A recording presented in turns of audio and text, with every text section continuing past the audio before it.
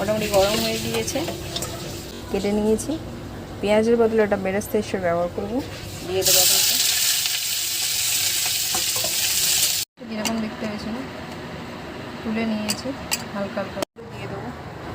যদি আমি একা খাবো তাই জন্য অল্প করেই করছি, একটু লাল লাল করে ভেজে নেবো। গোটা গরম মশলা দিয়ে দিলাম, সেই জন্য লঙ্কা আর আদা বাটা এটা দিয়ে দিলাম। হলুদ দিতে হবে, এর মধ্যে একটু বিরিয়ানি মশলা দিয়ে দেবো, খুব অল্প করে দিলাম আর কি, বেশি দেবো না। বিরিয়ানি মশলা দিয়ে দিয়েছি, হলুদ দিয়ে দিয়েছি। এবার এটা চাপা দিতে হবে, বেশ কিছুক্ষণ হতে দেবে এটাকে। তরকারিটা কমপ্লিট হয়ে গেল এখন। আর সব কিছু রেডি করে তারপরে বসলাম। দুটো আলু দিয়ে বিরিয়ানি যেহেতু হচ্ছে, তো তার জন্য তো কিছু মটরশুঁটিও লাগবে। আমার উচিত ছিল এগুলো সিদ্ধ করে নেওয়া, বাট সিদ্ধ আমি করিনি, এমনিই দিয়েছি। তারপর অপর সাইডে যে ভাতটা দিয়েছি সেটা কিন্তু রেডি করে নিয়েছি, গরম মশলা দেওয়া ছিল। তারপরে এই যে তেজপাতা দিয়েছিল, পরপর করে দিচ্ছি আমি, দেখানোর জন্য দিতে হচ্ছে, না হাত দিয়ে উঠে দিতে আমার সুবিধা হতো। তো যাই হোক, যেহেতু ঝোলটা একটু বেশি আছে তাই নিচের দিকে ভাতটা একটু বেশি দিতে হবে, সেই হিসেবে ভাতটা আমি একটু বেশি দিয়ে দিচ্ছি। আর এইখানে ভিজিয়ে রেখেছিলাম হচ্ছে কাজু আর মানে কিশমিশ, তো সেটা দিয়ে দিচ্ছি। আর রাখা আছে কিছুটা বাঁধাকপি, পরিমাণ মতো দিয়ে দিলাম।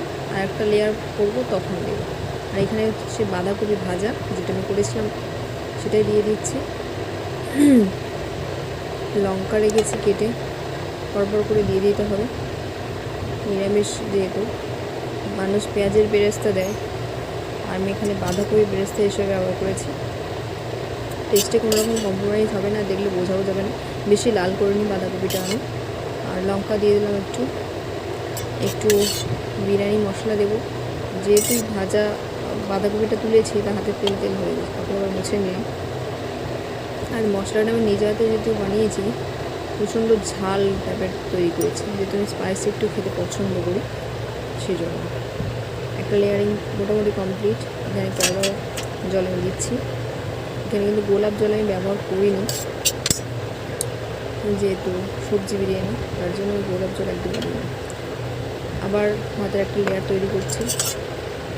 অল্প যে কাজু আর কিশমিশটা রয়ে গিয়েছে এবার সেটা দেবো। কেউ একটা ক্যামেরাটা ধরে দিলে না সুবিধা হয় দিতে, মানে ভালোভাবে দেখানো যায়। ভাতটা দিতে গিয়ে কড়াটা নড়ছে কেমনভাবে। অল্প যতটুকু বেঁচেছিলো সেটা দিয়ে দিলাম।